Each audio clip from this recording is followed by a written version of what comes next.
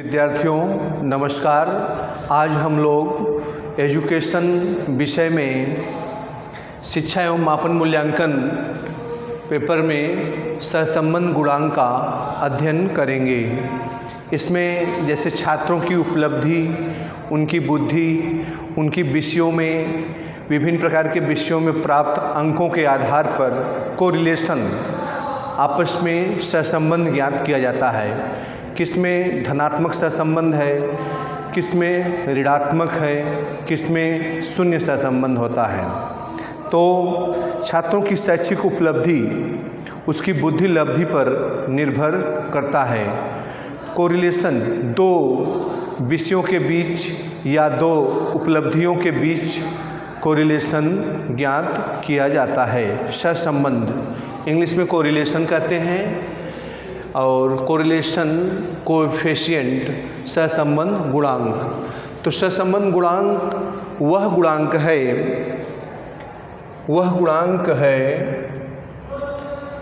या वह अनुपात है जो दो चरों के बीच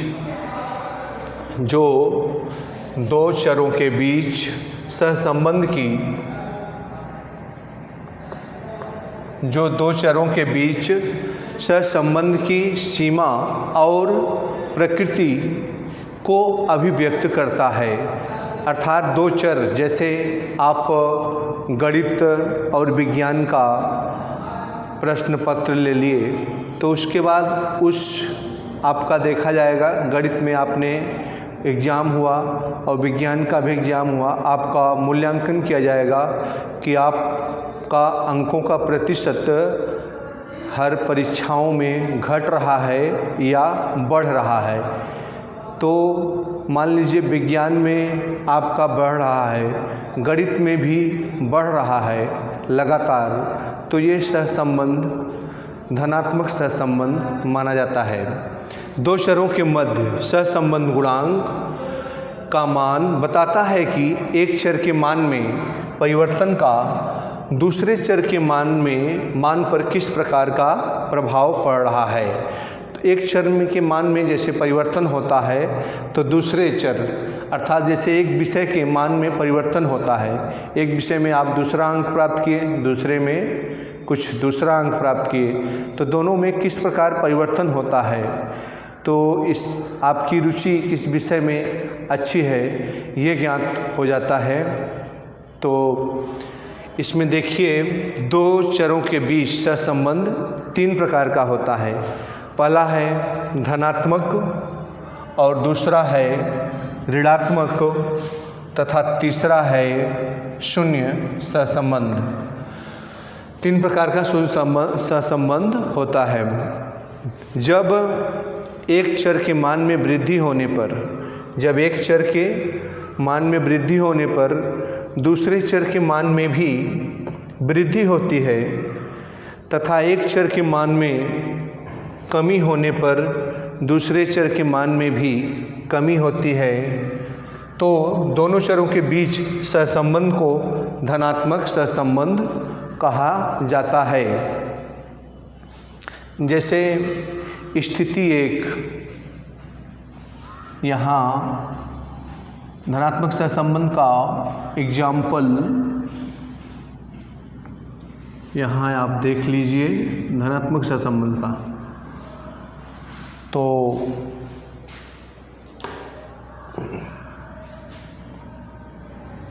यहाँ गणित विषय है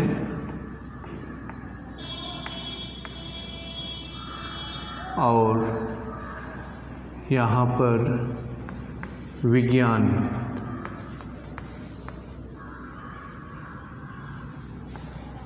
धनात्मक सहसंबंध का उदाहरण है तो यहाँ पर 3, 4, 5, 6, 7, यहाँ 1, 2, 3, 4, 5। तो इस धनात्मक सहसंबंध में एक तीर का निशान है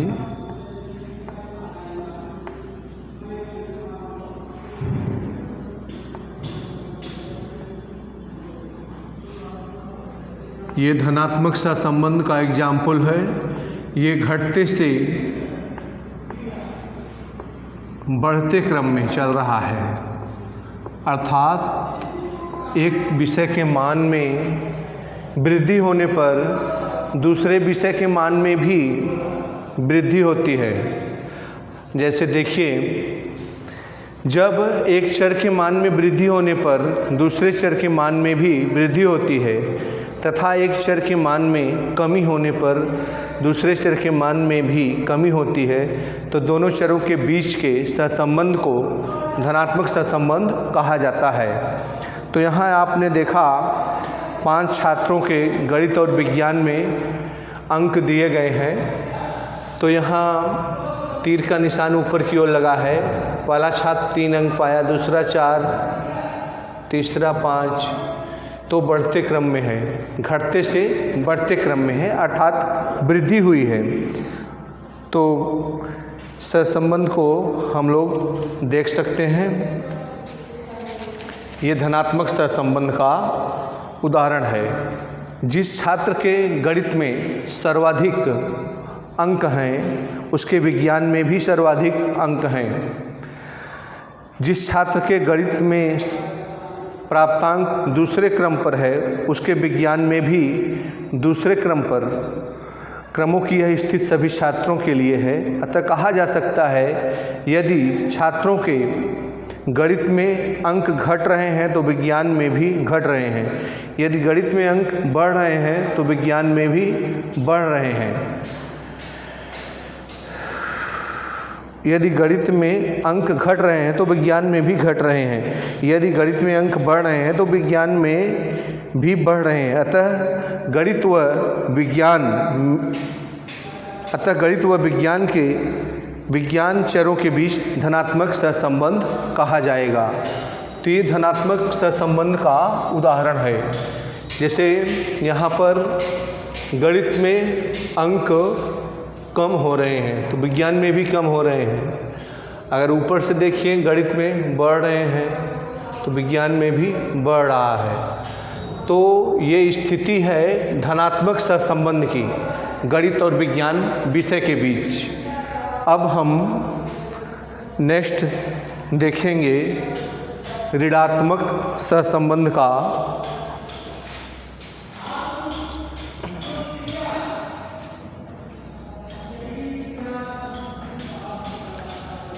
ऋणात्मक सहसंबंध, यहाँ देखिए, जब एक चर के मान में वृद्धि होने पर दूसरे चर के मान में कमी होती है तो वह ऋणात्मक सहसंबंध कहा जाता है।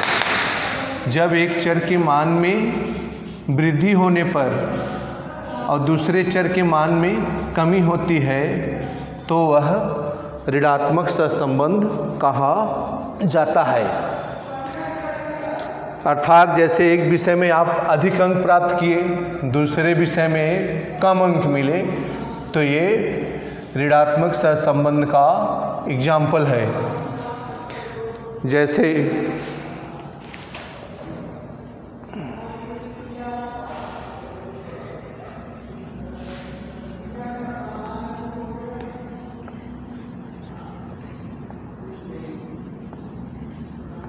तीन, 4, 5, 6, 7 ये आपका बढ़ते क्रम में है, बढ़ता गया गणित में कम से ज़्यादा की ओर।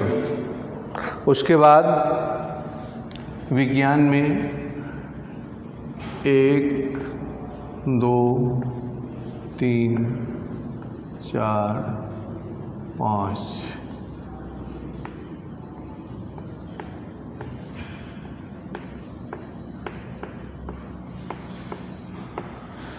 तो ये गणित और विज्ञान का दिया गया है समझने के लिए ऋणात्मक सहसंबंध को। स्थिति 2 ये है, इससे स्पष्ट है कि जिस छात्र के गणित में सर्वाधिक अंक हैं, जिस छात्र के 5 छात्रों का ये अंक दिया गया है गणित और विज्ञान के, तो जिस छात्र के गणित में सर्वाधिक अंक हैं उसका विज्ञान सर्वाधिक अंक हैं, उसके हिंदी में सबसे कम अंक हैं। और दोनों विषयों के छात्रों का क्रम एक दूसरे के विपरीत है। स्पष्ट है कि यदि छात्रों के गणित में अंक बढ़ते हैं तो हिंदी में घट रहे हैं, तथा यदि गणित में घटते हैं तो हिंदी में बढ़ते हैं। अतः गणित व हिंदी चरों के बीच ऋणात्मक सहसंबंध है। जैसे गणित और विज्ञान, गणित में जैसे 7 अंक मिला है और विज्ञान में 1, तो ये गणित में बढ़ा है, विज्ञान में कम हुआ है। इसमें 6 मिला है तो इसमें 2, इसमें 5 मिला है, इसमें 3। तो ये ऋणात्मक सहसंबंध को प्रदर्शित करता है। एक विषय में इसका अंक बढ़ता गया, दूसरे में घटता गया, तो ये ऋणात्मक सहसंबंध की स्थिति है। फिर तीसरा है ऋणात्मक सहसंबंध कहा जाता है जब एक चर के मान में कमी या वृद्धि होने पर दूसरे चर के मान पर कोई क्रमबद्ध प्रभाव नहीं पड़ता है, तो दोनों चरों के बीच सहसंबंध नहीं होता है। इसे शून्य सहसंबंध कहते हैं। चर जैसे गणित और विज्ञान 2 चर हो गए, जैसे कोई भी या 2 छात्र ही ले लीजिए या 2 विषय ले लीजिए, तो इसको चर कहा जाता है।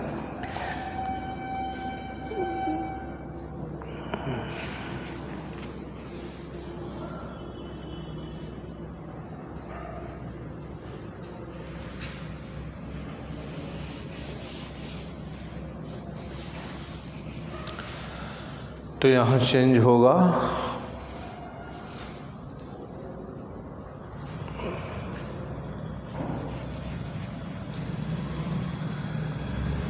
सात, ये शून्य सहसंबंध के लिए बन रहा है। 7, 5, 8, 4, 6, 8, 4, 6। तो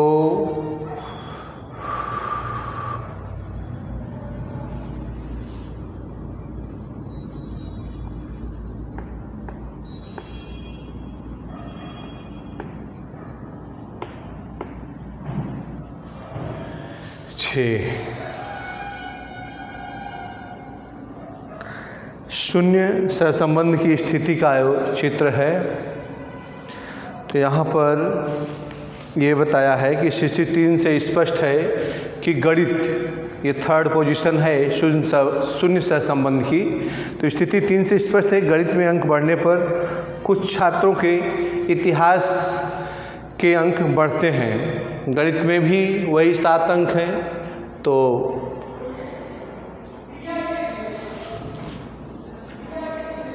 इतिहास में भी 7 अंक हैं।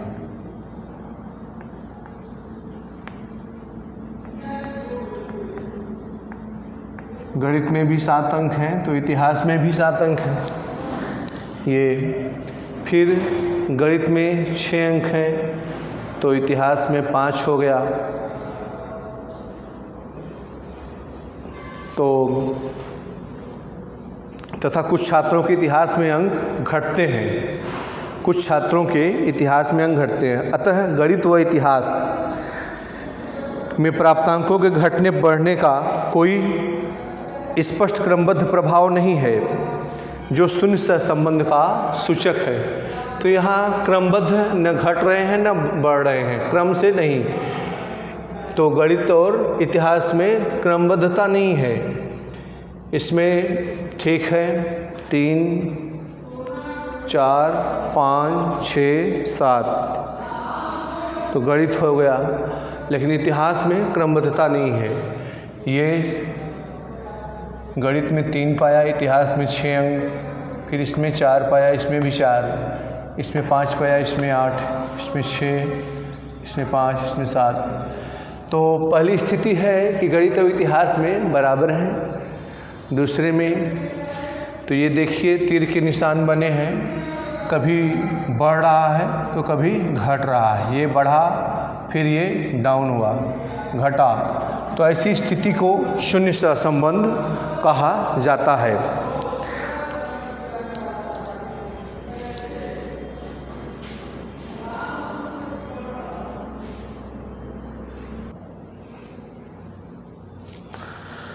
तो उन तीनों स्थितियों को स्पष्ट करने के लिए ये एक ग्राफ द्वारा समझने के लिए प्रयास किया गया है।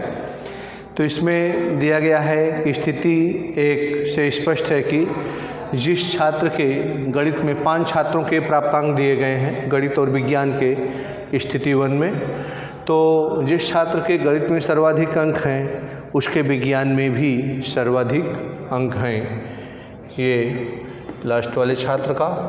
और फिर जिस छात्र के गणित में प्राप्तांक दूसरे क्रम पर है उसके विज्ञान में भी दूसरे क्रम पर है, गणित में भी दूसरे क्रम पर है, विज्ञान में भी दूसरे क्रम पर है। जिस छात्र के गणित में प्राप्तांक तीसरे क्रम पर है उसके विज्ञान में भी तीसरे क्रम पर है। और चौथे पर 4 और 6 का है, 3 और 5 का है, 5, 6, 7, 8, 9। तो विज्ञान और गणित में ये देखिए बढ़ते क्रम में 5, 6, 7, 8, 9। स्थिति 1 में जैसे अगर बढ़ रहा है धनात्मक सहसंबंध, दोनों विषयों में बढ़ रहा है अंक, तो ये धनात्मक सहसंबंध का उदाहरण है। अभी आपने देखा कि धनात्मक सहसंबंध किसके कहा जाता है? दोनों चरों के बीच सहसंबंध जब धनात्मक हो अर्थात दोनों में प्राप्तांक बढ़ रहे हैं तो ये धनात्मक सहसंबंध है। इसमें भी बढ़ रहा है, गणित में भी 3 से 4 हुआ, 4 से 5, 5 से 6, 6 से 7, सभी का प्राप्तांक बढ़ रहा है। इसमें विज्ञान में भी 5 से 6, 6 से 7 एक एक अंक सब में बढ़ रहा है। फिर दूसरी स्थिति है ऋणात्मक सहसंबंध की। इसमें गणित में 3, 4, 5, 6, 7 अंक दिए गए हैं। हिंदी में प्राप्तांक है 1, 2, 3, 4, 5। तो इस स्थिति में स्पष्ट है कि हिंदी में सबसे कम अंक हैं। जिस छात्र के गणित में सर्वाधिक अंक हैं उसके हिंदी में सबसे कम अंक हैं। सर्वाधिक अंक ये गणित में 7 है, हिंदी में 5 है। गणित में 6 है तो हिंदी में 4 है। गणित में 5 है तो हिंदी में 3। इसमें गणित में 4 है तो इसमें तो हिंदी में 2। गणित में 3 है तो हिंदी में 1 है।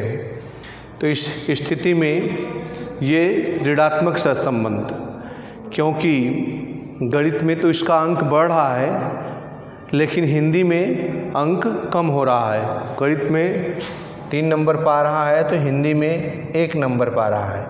गणित में 4 तो हिंदी में 2। गणित में 5 अंक पा रहा है तो हिंदी में 3। तो ये ऋणात्मक सहसंबंध को प्रदर्शित करता है। जब एक विषय में अंक बढ़ रहे हैं, एक विषय में घट रहे हैं। अगर धनात्मक सहसंबंध में दोनों विषयों में अंक बढ़ता है या तो फिर दोनों विषयों में अंक घटता है तो वहाँ धनात्मक सहसंबंध होता है। उसके बाद शून्य सहसंबंध है अंक बढ़ने पर। गणित में अंक 3, 4, 5, 6, 7 बढ़ने पर कुछ छात्रों के इतिहास में अंक कम होते हैं तथा कुछ छात्रों के इतिहास में अंक घटते हैं। अतः गणित व इतिहास में प्राप्तांकों के घटने बढ़ने का कोई स्पष्ट क्रमबद्ध प्रभाव नहीं होता, इसलिए इसे शून्य सहसंबंध कहा जाता है। इसमें 7 अंक हैं गणित में तो इतिहास में 8 हैं। इसमें 6 हैं, 6 अंक दिया है तो इसमें 7 पाया है इतिहास में। गणित में 5 है तो इसमें उसके एवरेज में 6 पाया है इतिहास में। इसमें 4 तो इसमें इतिहास में 5, गणित में 3 तो इतिहास में 4। तो इसका क्रमबद्ध स्थिति नहीं है। 4, 5, 6, 7, 8। तो क्रमबद्ध स्थिति न होने की वजह से इसे क्रमबद्ध प्रभाव, स्पष्ट क्रमबद्ध प्रभाव नहीं पड़ता, इसलिए इसे शून्य सहसंबंध, घटने बढ़ने का कोई स्पष्ट प्रभाव नहीं पड़ता जो इसे शून्य सहसंबंध स्थिति को प्रदर्शित करता है। तो धनात्मक सहसंबंध एक सीधी रेखा में जा रहा है। धनात्मक सहसंबंध स्ट्रेट लाइन की ओर, बाईं ओर जा रहा है ये। और ऋणात्मक सहसंबंध में विभिन्न व्यक्तियों की स्थिति एक सीधी रेखा में ऊपर बाईं ओर से प्रारंभ होकर निचली दाईं ओर की ओर जा रही है। ऊपर से प्रारंभ होकर नीचे दाहिनी ओर की जा रही है। तो ये स्थिति ऋणात्मक सहसंबंध की है, ग्राफ के माध्यम से समझा गया है। तो शून्य सहसंबंध स्थिति में व्यक्ति संपूर्ण क्षेत्र में बिना किसी स्पष्ट प्रवृत्ति के फैले हुए होते हैं। इसमें कोई स्पष्ट नहीं है कहाँ जा रहा है कहाँ नहीं, कभी यहाँ तो कभी यहाँ, कभी यहाँ, कभी यहाँ, कभी यहाँ। तो इसमें स्पष्ट स्थिति नहीं है, इसलिए इसे शून्य सहसंबंध कहा गया है। तो ये धनात्मक सहसंबंध का एग्जाम्पल है, ये ऋणात्मक सहसंबंध का, ये शून्य सहसंबंध का। अब आगे हम एक सहसंबंध गुणांक की शाब्दिक व्याख्या के लिए तालिका का अध्ययन करेंगे।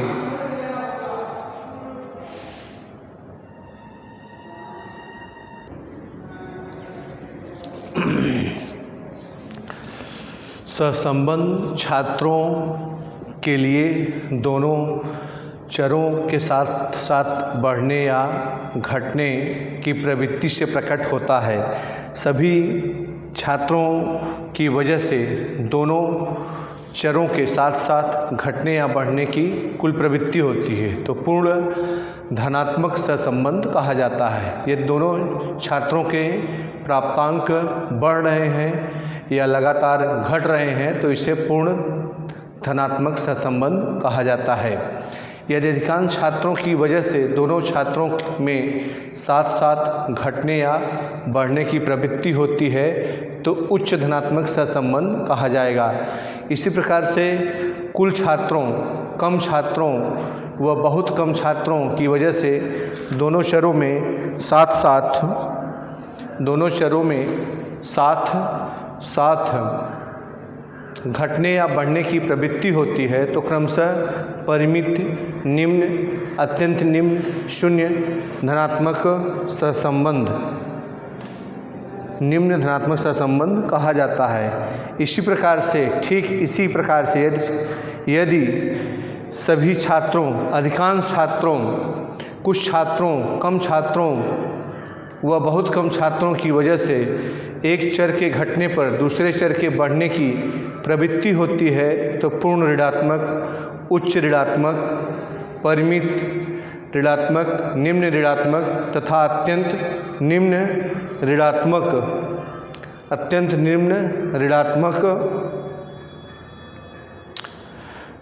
कहा जाता है। जब दो चरों के साथ बढ़ने अथवा घटने की प्रवृत्ति के बारे में कुछ कहना कठिन होता है, तो उसे शून्य सहसंबंध कहा जाता है। तो ये +1 है।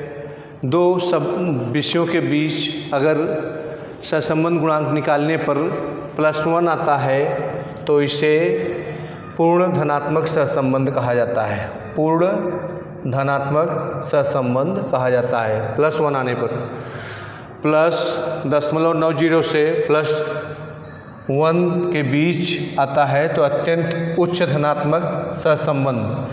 जब दो विषयों के बीच सहसंबंध निकालते हैं तो ये गुणांक आते हैं, तो इन गुणांकों को व्याख्या करना पड़ता है। तो व्याख्या करते समय दो विषयों या दो छात्रों के मध्य ये लिखना पड़ता है कि गणित और विज्ञान के मध्य फला छात्र का पूर्ण धनात्मक सहसंबंध है 1+1 आने पर, और +0.90 से +1 के बीच है, तो अत्यंत उच्च धनात्मक सहसंबंध। +0.70 से +0.90 के बीच है, तो उच्च धनात्मक सहसंबंध। +0.40 से +0.70 के बीच है, तो परिमित धनात्मक सहसंबंध गुणांक होगा। उसके बाद +0.20 से +0.40 के बीच है, तो निम्न धनात्मक सहसंबंध होगा। उसके बाद 0.00 से प्लस 0.20 के बीच है तो अत्यंत निम्न धनात्मक सहसंबंध होगा। फिर 0 आने पर शून्य सहसंबंध होगा। फिर निगेटिव में 0.00 से -0.20 के बीच अत्यंत निम्न ऋणात्मक सहसंबंध होगा। फिर -0.20 से -40 के बीच निम्न ऋणात्मक सहसंबंध है।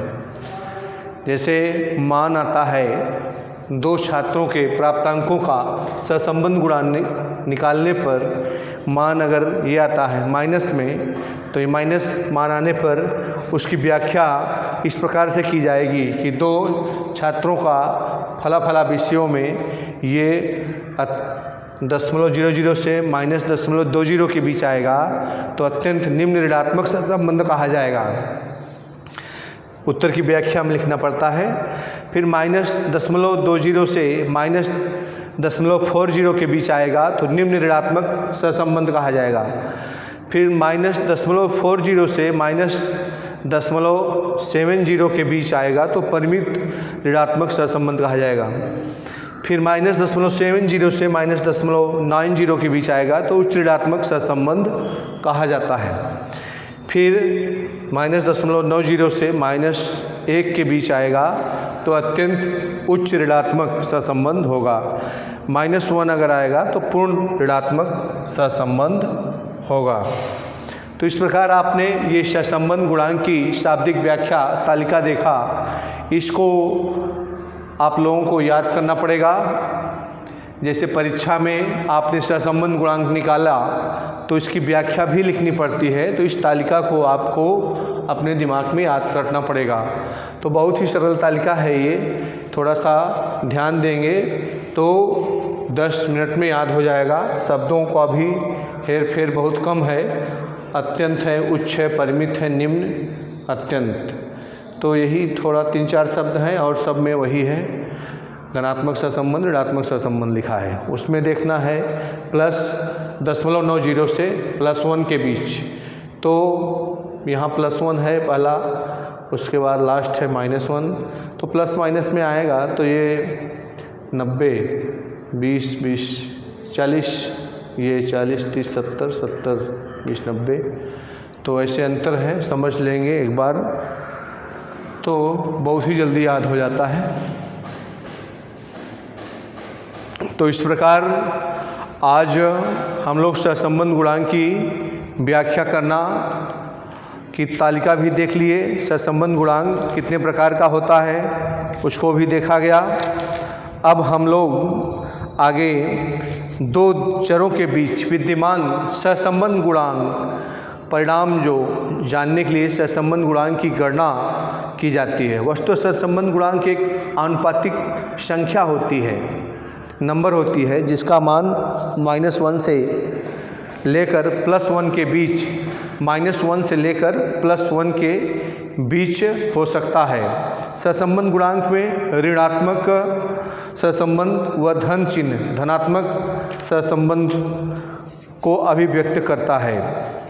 इस गुणांक का परिणाम गुणांक का मान जितना अधिक होगा, दो चरों के बीच सहसंबंध की मात्रा भी उतनी ही अधिक होगी।